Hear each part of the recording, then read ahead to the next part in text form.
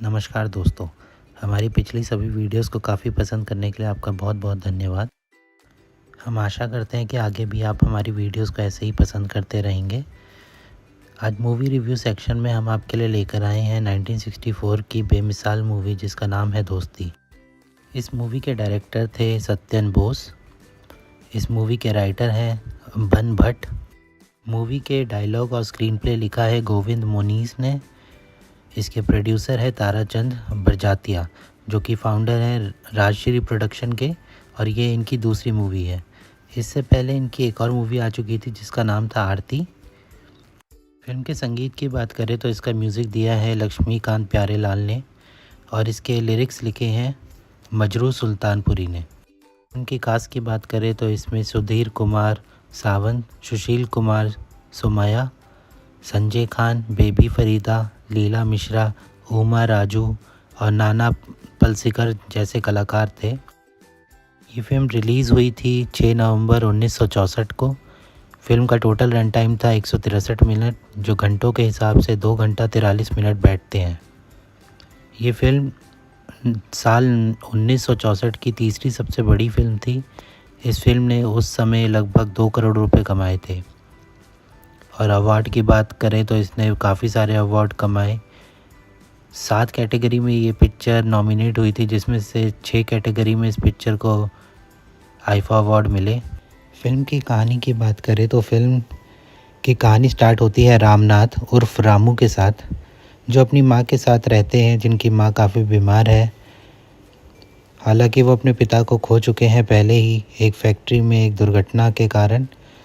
तो पिछले 4 महीने से रामनाथ और उनकी माँ जो है वो इंतज़ार कर रही है कि फैक्ट्री के जो मालिक हैं वो उनको कंपनसेशन देंगे, यानी जो भी भत्ता उनको मिलना चाहिए वो उनको मिलेगा, क्योंकि उनके पिताजी की वहाँ मौत हो गई थी दुर्घटना में।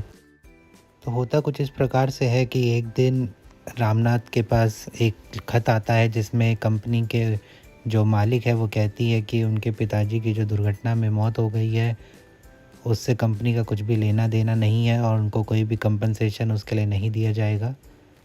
तभी उन रामनाथ की जो माँ है वो सीढ़ियों से गिर जाती है, उनकी मृत्यु हो जाती है। रामनाथ अपनी माँ के लिए डॉक्टर को लेने के लिए भागते हैं और हड़बड़ी में एक कार के नीचे आके उनका जो पैर है वो कुचल जाता है और तब से वह लंगड़े हो जाते हैं। रामनाथ की आँख खुलती है तो वो एक अस्पताल में होते हैं, जहाँ से जल्दी उनको डिस्चार्ज कर दिया जाता है। फिर आगे सड़कों पे भटकते हुए रामनाथ की मुलाकात होती है मोहन नाम के एक व्यक्ति से, जो देख नहीं सकता, जो मदद मांग रहा था रोड पार करने के लिए। तो रामनाथ उनकी मदद करते हैं और वहीं से रामू उर्फ रामनाथ और मोहन की दोस्ती की शुरुआत होती है। मोहन, जो कि भीख मांगकर अपना गुजारा चला रहा था, दरअसल वह भी शहर में किसी को ढूंढ रहा था, जो कि उनकी बहन है, जो कि नर्स का काम करती है, जो उनसे बिछड़ गई है। दूसरी ओर रामू को भीख मांगना बिल्कुल भी गवारा नहीं था। तभी एक दिन अचानक से रामनाथ जो है वो अपना माउथ ऑर्गन बजा रहे होते हैं पब्लिक के बीच में। तभी एक आदमी उन्हें कुछ पैसे दे जाता है। रामनाथ कहते हैं ये तो भीख दे रहे हैं हमें। तो मोहन उनको समझाते हैं कि ये तुम्हें भीख नहीं दे रहे हैं, तुम्हारी कला को सराह रहे हैं पैसे दे के, तो ये तुम्हारी मेहनत की ही कमाई है। तभी से रामू जो है वो माउथ ऑर्गन बजा के पैसे कमाने की विधि में लग जाते हैं।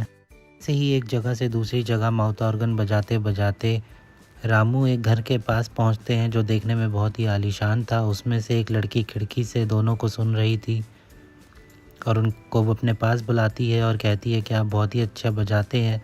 तभी से उनकी दोस्ती हो जाती है और रामू और मोहन उस नन्ही सी लड़की जिसका नाम है मंजू, उसे अपनी छोटी बहन की तरह मानने लगते हैं और कई बार उससे मिलने आते रहते हैं। तभी रामू को अगले दिन लगता है कि उसको अपनी पढ़ाई कंप्लीट कर लेनी चाहिए, जिसके लिए उसे ज़रूरत है 60 रुपये की। तो मदद मांगने के लिए वो वापस मंजू के पास जाते हैं। मंजू अपने भाई से बोलती है कि प्लीज़ आप इन्हें 60 रुपये दे दीजिए। उनके भाई जो है वो उसको लगता है कि ये मंजू का फ़ायदा उठा रहे हैं, उनकी बीमार बहन का। वो उनको आगे के गेट पे बुलाते हैं और मंजू को अपने कमरे पे भेज देते हैं और उनको चुपचाप 5 रुपये दे के वहाँ से जाने को कहते हैं। तभी मोहन और रामू डिसाइड करते हैं कि वो पैसे खुद ही जोड़ेंगे। भी अगले दिन जब रामू अपना माउथ ऑर्गन बजा रहे होते हैं पब्लिक के बीच में, तो तभी मोहन गाना गाना स्टार्ट कर देते हैं, जिससे उनकी कमाई बढ़ती चली जाती है और धीरे धीरे उनके 60 रुपये जमा हो जाते हैं, जिससे वो स्कूल में एडमिशन ले पाए। भी एक रात फुटपाथ पर सोते हुए कोई लुटेरा मोहन की जेब से पैसे निकालने की कोशिश करता है। हालांकि अंधे होने के बावजूद मोहन उसे जान जाता है और अपने पैसे बचा लेता है। तभी से रामू और मोहन दोनों डिसाइड करते हैं कि उनको अब बस्ती में एक कमरा ले लेना चाहिए।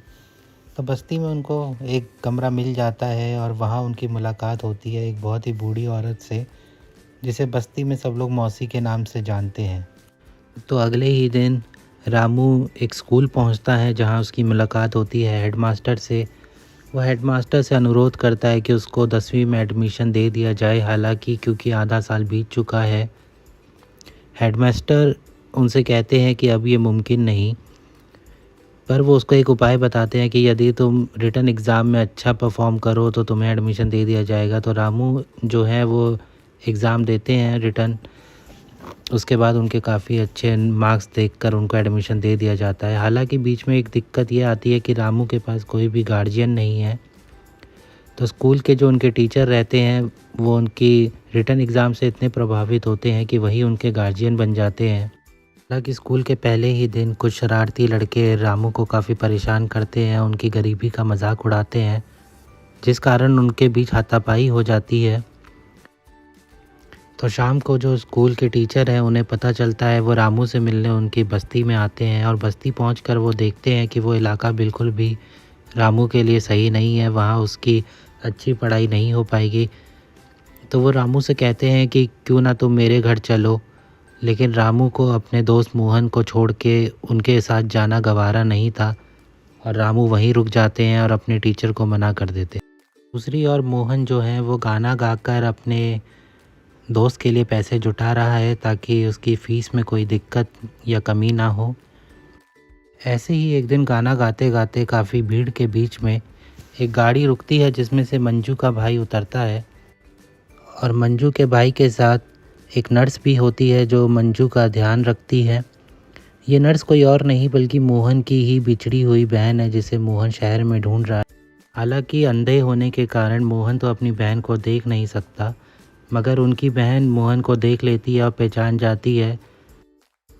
हालांकि उनकी बहन को काफ़ी बेइज्जती महसूस होती है कि उनका जो भाई है वो भिखारियों की तरह काम कर रहा है, गाना गा के पैसे कमा रहा है।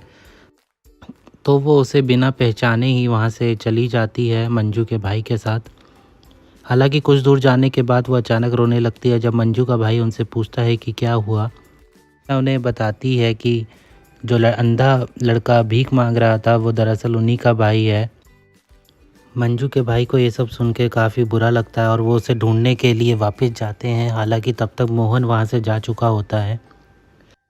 मंजू का भाई नर्स को बताता है कि वो अक्सर मंजू से मिलने आया करते हैं, तो अगली बार जब भी वो लड़का मंजू से मिलने आएगा तो वो मोहन और उसकी बहन की मुलाकात ज़रूर करवाएगा। तभी अगले दिन मोहन मंजू से मिलने उसके घर पहुंचता है। उसका भाई मोहन को अंदर बुलाता है और काफ़ी कुछ खाने पीने को देता है। वो मोहन से कहता है कि तुम भीख ना मांगा करो, उस दिन जो लड़की तुमसे मिली थी वही तुम्हारी बहन थी। हालांकि तुम भीख मांग रहे थे, जिससे उनको काफ़ी बेइज्जत फील हो रहा था और वो तुम्हें बिना पहचाने वहाँ से चली गई। ये बात सुन के मोहन को काफ़ी बुरा लगता है और वो अपनी बहन से नाराज़ होकर वहाँ से चला जाता है। मोहन वापस बस्ती में आ जाता है और सारी बात अपने दोस्त रामू को बताता है। तभी अचानक से एक चोर उनके घर में आके छुप जाता है, जिसके पीछे पीछे पुलिस भी वहाँ पहुँच जाती है। चोर को वो लोग बिस्तर के नीचे से निकालते हैं और चोर से पूछते हैं कि तुम्हारे साथी कौन कौन है। तभी रामू से बदला लेने के लिए वो चोर रामू का नाम अपने साथ ले लेता है, कहता है कि ये भी हमारे साथ शामिल है।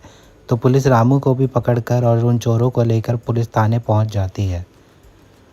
तभी मौसी जो है वो किसी के हाथ खबर पहुंचाती है रामू के टीचर को। रामू के टीचर पुलिस स्टेशन पहुंचते हैं और वो रामू को निकालने की व्यवस्था वहां करते हैं। हालांकि वो रामू से बोलते हैं कि मैं तुम्हें यहाँ से छुड़वा तो रहा हूँ, मगर इसके बाद मैं तुमसे जैसा कहूँ तुम्हें वैसा करना पड़ेगा, तुमको मेरे साथ मेरे घर पे रहना पड़ेगा ताकि तुम इन सब झंझटों से दूर रहो और अपनी पढ़ाई पर ज़्यादा ध्यान दे पाओ। तो पुलिस स्टेशन से निकलते ही रामू अपने टीचर के साथ उसके घर चले जाते हैं। ये बात जब मोहन को पता चलती है तो उन्हें बहुत ही बुरा लगता है, क्योंकि वो रामू को अपना सच्चा दोस्त मानते थे। हालांकि रामू भी मोहन से उतना ही प्रेम करते हैं, पर क्योंकि उनके जो टीचर हैं उन्होंने रामू को छुड़वाया है तो वो उनके साथ जाने को मजबूर हो जाते हैं और इस तरह दो दोस्त एक दूसरे से बिछड़ जाते हैं। फिर कैसे दोनों दोस्त वापस मिलते हैं, कैसे सारी चीज़ें ठीक होती है और क्लाइमैक्स में क्या होता है, ये देखने के लिए आप ये मूवी ज़रूर देखें। ये मूवी आपको यूट्यूब पर ईज़िली मिल जाएगी। मैं आपको बताना चाहूँगा कि इस मूवी का जो क्लाइमैक्स है वो one of the best emotional climax है जो आपकी आंखों में आंसू ला देगा। फिल्म की संगीत की बात करें तो इसमें टोटल 6 गाने हैं, जिसमें से 5 गाने अकेले मोहम्मद रफ़ी साहब ने गाए हैं। फिल्म का पहला गाना है चाहूँगा मैं तुझे आज सवेरे, जो गाया है मोहम्मद रफ़ी साहब ने। फिल्म का दूसरा गाना है मेरा तो जो भी कदम है, जो अगेन मोहम्मद रफ़ी साहब ने गाया है। फिल्म का तीसरा गाना है कोई जब राह ना पाए, जो गाया है मोहम्मद रफ़ी साहब ने। फिल्म का चौथा गाना है राही मनवा दुख की चिंता, जो अगेन गाया है मोहम्मद रफ़ी साहब ने। फिल्म का पांचवा गाना जो है जाने वालों ज़रा मुड़ के देखो, जो अगेन मोहम्मद रफ़ी साहब ने गाया है। फिल्म का छठा गाना है गुड़िया हमसे रूठी रहोगी, जो गाया है लता मंगेशकर जी ने। अगर अवार्ड की बात करें तो इस फिल्म को फिल्म फेयर के अंदर बेस्ट फिल्म अवार्ड मिला था, जो मिला था तारा चंद बजातिया जी को। बेस्ट सपोर्टिंग एक्टर भी इस फिल्म को मिला था, जो मिला था नाना पलसिकार जी को। बेस्ट म्यूज़िक डायरेक्टर जो मिला था लक्ष्मीकांत प्यारेलाल जी को इस मूवी के लिए। बेस्ट लिरिक्स इस मूवी के लिए मिला था मजरू सुल्तानपुरी को।